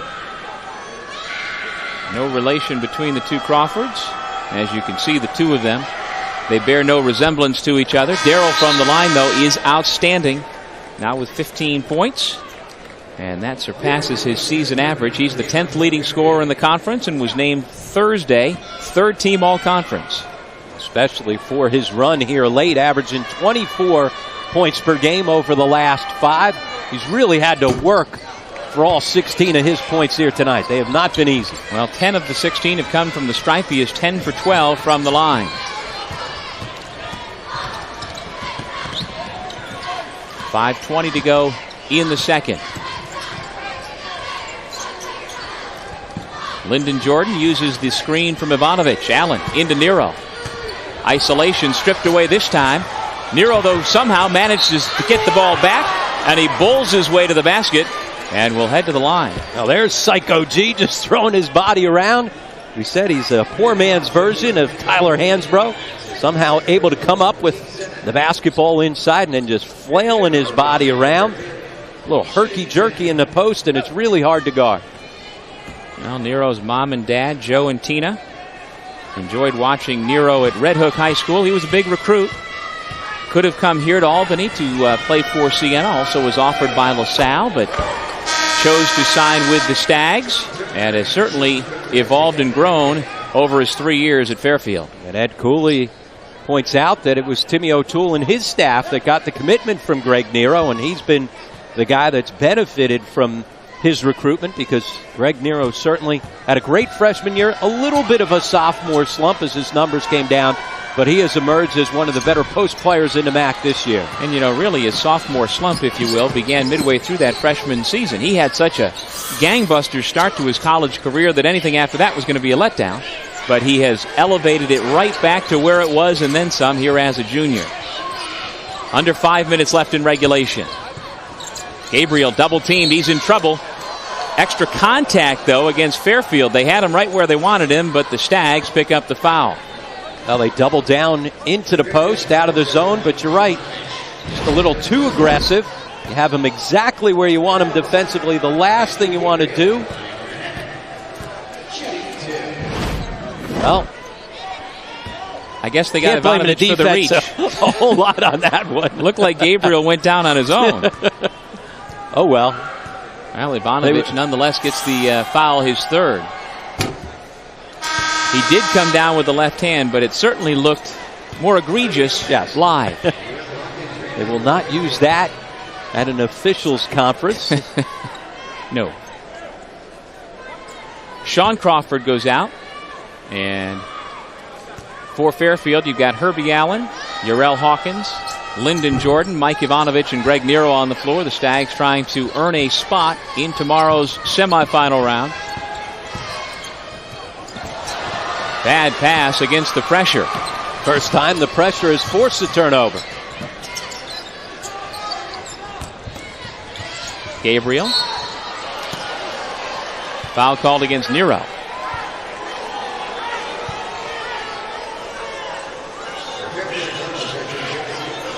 The folks from Southern Connecticut not so sure about that call, as Nero picks up his 4th personal foul, sending Gabriel to the line. As we said, they just do not have options and answers off the bench. If these fouls continue to mount, that will really be a problem. Gabriel's just a 41% foul shooter. He certainly looked like it on the first. He won a New York City championship at Christ the King. He's a sophomore out of Brooklyn.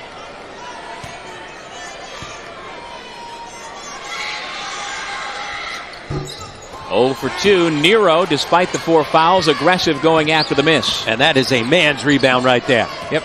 Quick off his feet. Did not show the ill effects of the back injury on that defensive rebound. Allen trying to get away from Booley. He's got to be careful with that off arm. Remember, he's got 4 fouls. He and Nero both into the corner. 10 to shoot. Allen gets a free look from 22. Can't knock it down. Hawkins keeps it alive for the Stags. Picked up by Nero. To the left hand, no. The tip-in is good. And the Stags just keep coming in waves. It's Lyndon Jordan with the 2. And does that sum up the end of their season? Just fighting somehow, coming up with loose basketballs, hanging around and fighting long enough to give themselves an opportunity. Back to an 8-point lead to match their largest. Lots of contact as Crawford will go back to the line. If it's on Nero, he is done. That is a big play by Crawford to get the bucket, and maybe an even bigger play if it sends Nero to the bench. What it does is send us to commercial.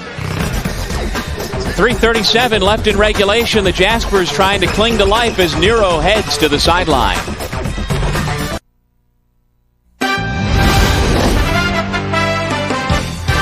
The 2009 Citizens Bank MAAC Basketball Championships are brought to you by Pepsi Max, your world gone Max.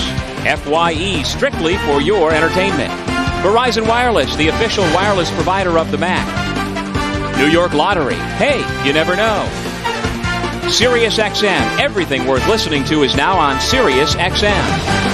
And by the 2009 Citizens Bank MAAC Basketball Championships. Get your tickets now by calling 1-800-30-EVENT or by logging on to timesunion.com.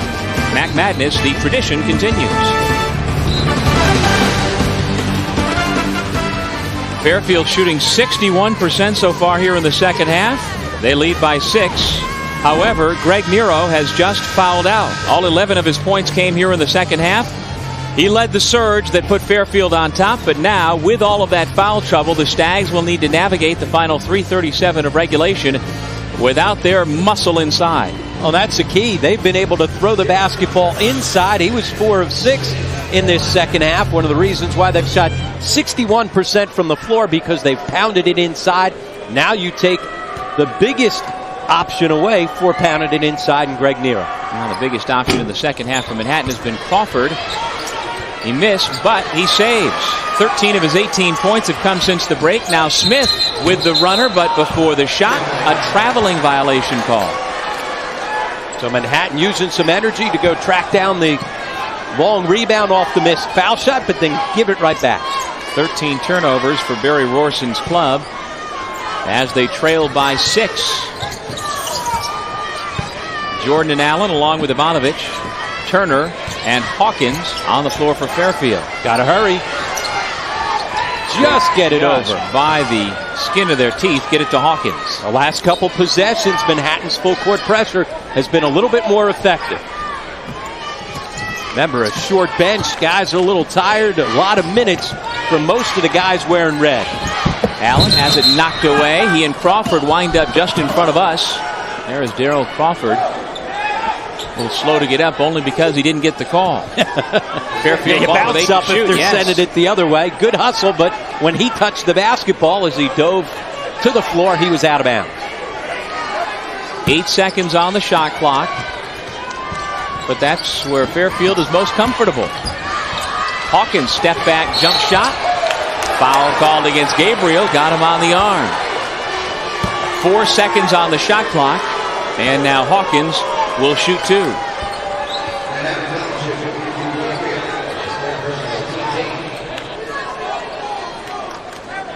Third foul on Gabriel, and the 8th against Manhattan, but he was in the act of shooting. You see the struggles from the line so far this afternoon for Hawkins. That is atypical. He is a 71% foul shooter, now just 1 for 4.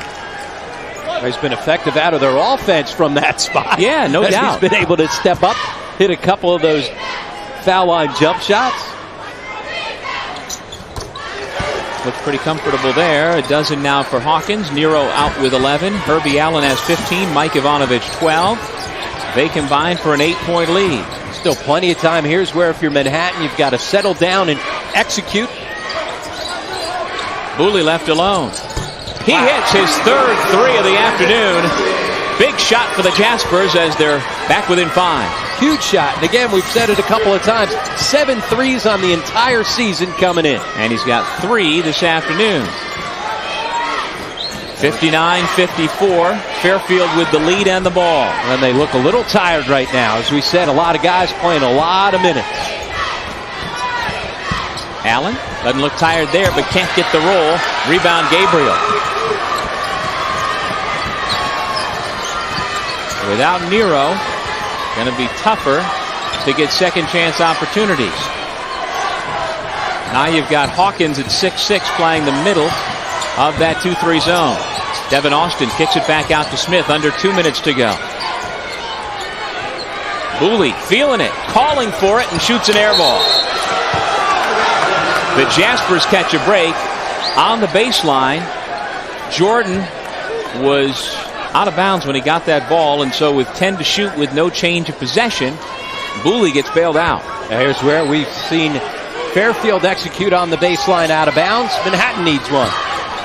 Crawford, step back 3.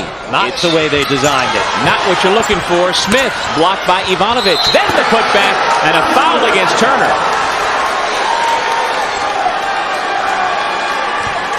Well, Manhattan with some energy. They certainly didn't execute off the baseline out of bounds, but every once in a while you just go bail yourself out. Keeping the ball alive long enough for Smith to be able to gather and finish. And Cooley did not like it. He's looking for somebody to argue with.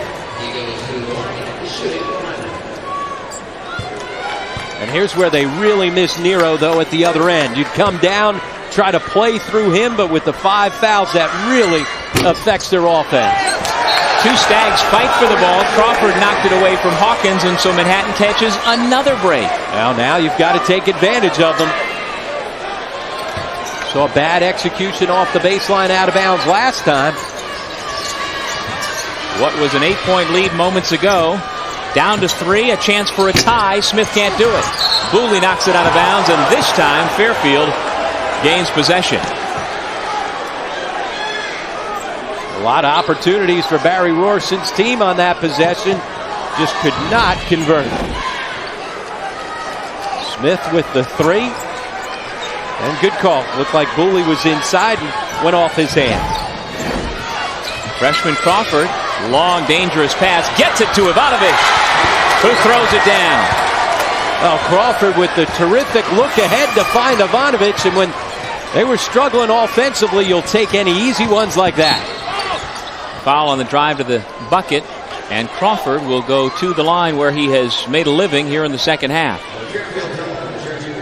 Ed Cooley's team just not able to get back quick enough and set their defense as Manhattan rushed the basketball up the floor after the dunk by Ivanovic. Foul number 4 on Sean Crawford sends Daryl Crawford to the line. There you see he's done well percentage-wise so far today, 10 for 13.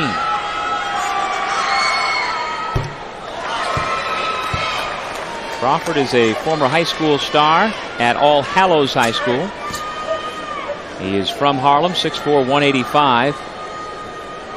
And he is nearing joining the 1,000 point club. Only 1 for 2. 61-57. Sean Crawford gets away from the triple team. Ivanovic back out, and Herbie Allen will settle it down with a minute left in regulation. And they want the ball in Herbie Allen's hands. 15 to shoot. Now you got to execute. That means Herbie Allen. Oh, and foul against Devin Austin. 30 feet from the bucket with 7 on the shot clock. That is absolutely the worst thing you can do right there. You can't bail him out. You see Barry Roberson saying, why are we fouling deep into the shot clock? Not a smart play. And so the senior leader of this Fairfield club, Herbie Allen, makes the first. Back to a 5-point ball game.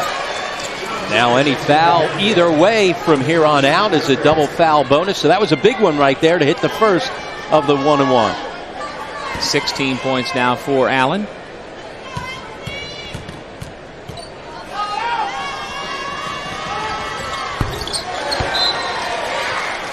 Timeout Fairfield. Herbie Allen with a couple of big free throws to make it a 6-point ball game. Ed Cooley's club looking for a spot in the MAAC semifinals tomorrow night at 6 o'clock. They will take on the winner of our upcoming quarterfinal between Siena and Canisius. Barry Rorson's club, meanwhile, doesn't have much time to play with, down 63-57.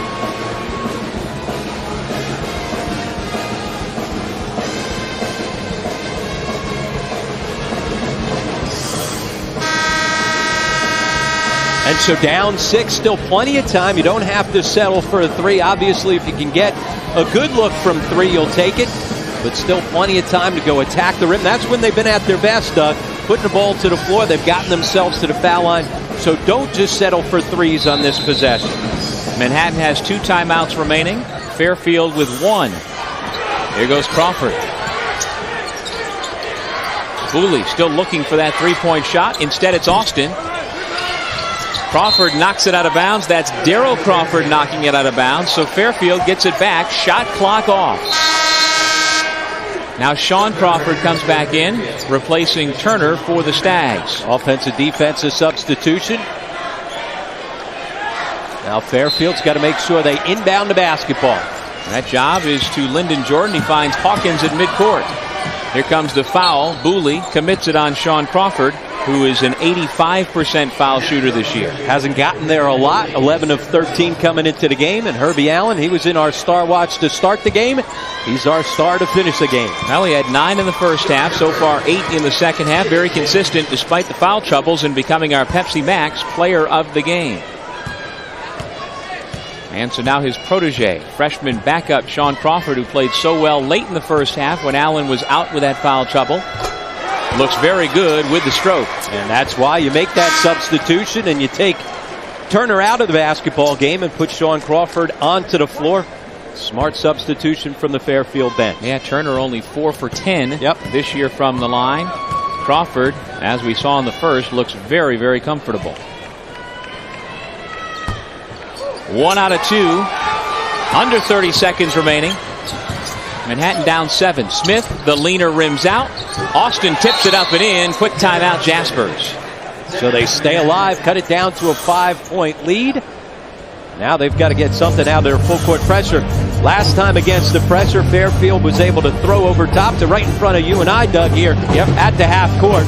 They've got to make sure that they've got defensive responsibility, so it isn't that easy to throw over top. And here for Coach Cooley, I assume it's make sure you get it into the hands of our best free throw shooters.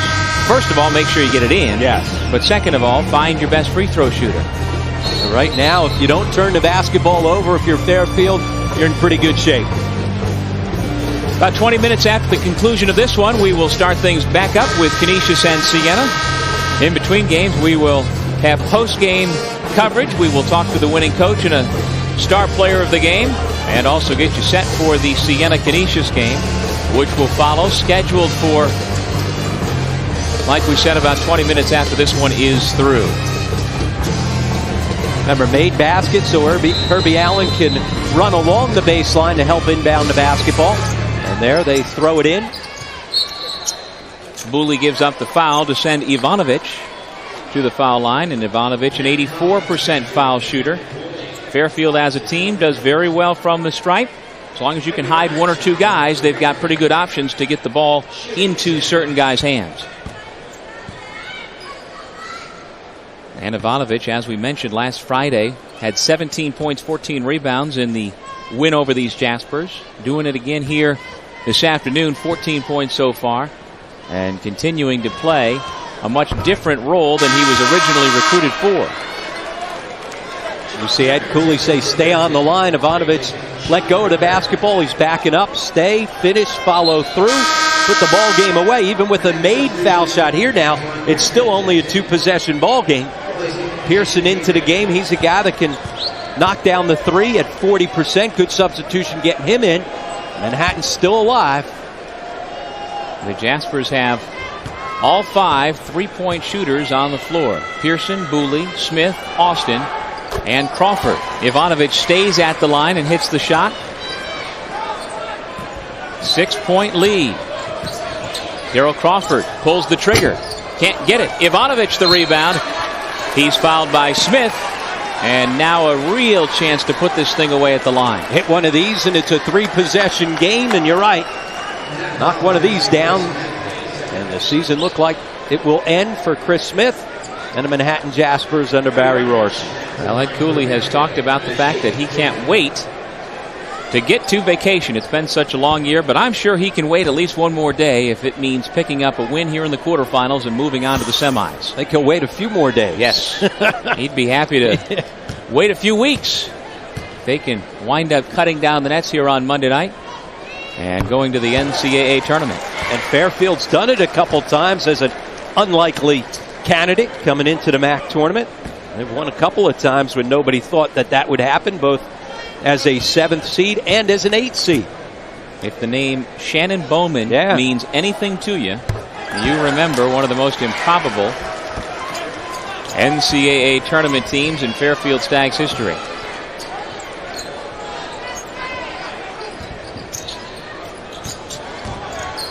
Smith misses the three. Ivanovic again. He's a head taller than anybody Manhattan has on the floor, and he does a nice job to secure that rebound. Well, he said the last time these teams met, and a career-high 14 rebounds to go along with his 17 points. There's not a lot of guys on the bench that are available for the Stags.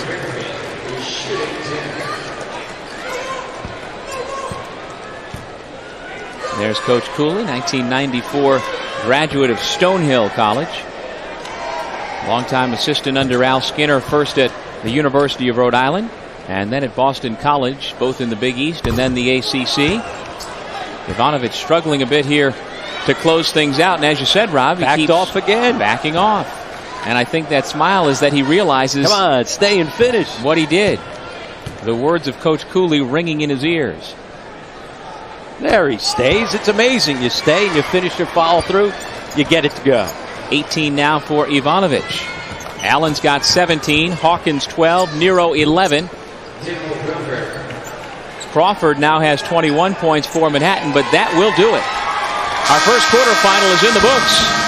The Fairfield Stags knock off the Manhattan Jaspers 68-61. Well, they continue to do what they need to win basketball games.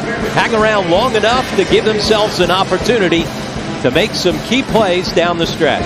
So Manhattan's season comes to an end with a 16-14 record. Fairfield moves on, now 17-14. And not surprising, in this 4-5 game to open up our quarterfinal round, it was tight throughout. Manhattan opened up the second half with a 10-0 run, but after that point, final 16 minutes, Fairfield outscored Manhattan 43-27, and they did it by shooting a very good percentage. And the Jaspers, as you see, walk dejectedly back into the locker rooms here at the Times Union Center in Albany. Individually, as mentioned, the lead scorer Mike Ivanovich, 18 points unofficially. Herbie Allen, 17. Hawkins with 12. Nero with 11.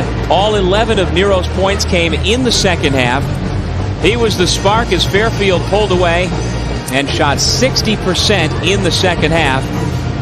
The real difference in this ball game. Rebounds even, not surprisingly, 34-33. Fairfield, far more assists. And again, the shooting difference in that second half, while Manhattan really never got it going, the Stags certainly did. They were not stagnant at all in the second half. And standing by now, Rob Kennedy with the victorious head coach, Ed Cooley.